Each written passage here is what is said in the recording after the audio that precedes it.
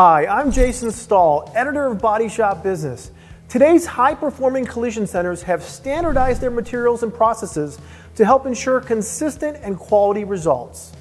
Even with standardization, sometimes problems can occur during the bodywork and paint process. Joining me today is Tim McKinney, Senior Application Engineer from Evercoat. Tim has worked in body shops and has dealt with almost every issue while working for Evercoat. Today, Tim will discuss some of the do's and don'ts of the bodywork and paint process to help make your shop more productive, avoid rework, and save you money. So I'm looking at it, I don't see any obvious pinholes. And like I said, I gotta look and get in here a little bit and see with my bifocals. So what I'm gonna do, just as a quick insurance policy, I'm gonna apply the 440 Express over top of this.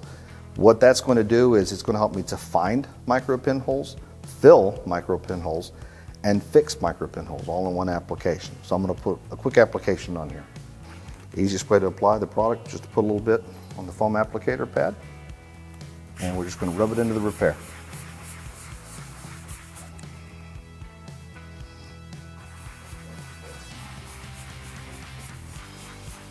We just rub it until it dries out. What are you rubbing it with? This is a sponge applicator that we came up with for this particular product. The reason we use the sponge applicator is it takes up any excess amount of material. We don't want too much material to stay on the surface and smear.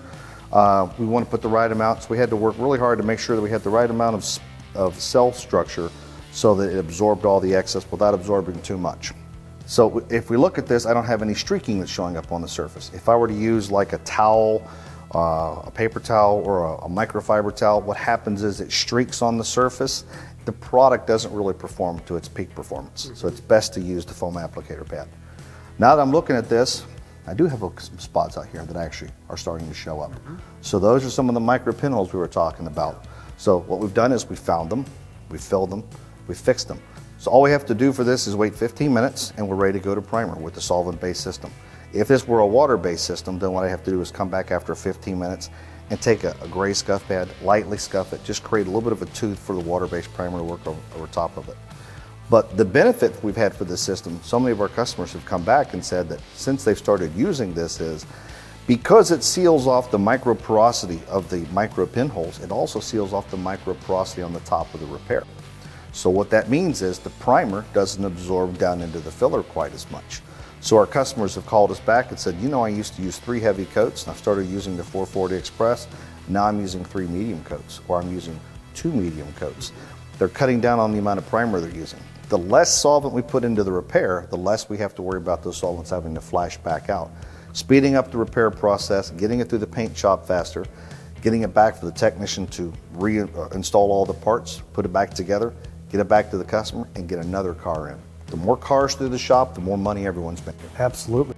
So I got a panel over here that kind of helps to demonstrate this. So this is a panel showing with 440 Express, without 440 Express, and then I applied 1 coat of our Black It Out and 2nd coat of our Black It Out. And if you look closely at the reflection here, with the 440 Express, just 1 coat, starting to get a little bit of a gloss. Without, all the paint absorbed right down into the product. So it takes 2 coats without 440 Express to kind of look like 1 coat with 440 Express. So this helps to demonstrate how the primer is going to work over top of the 440 Express in the repair. Tim, thank you so much for your time today, giving us all this great information on troubleshooting tips when applying body filler. I'm Jason Stahl. Thanks for watching.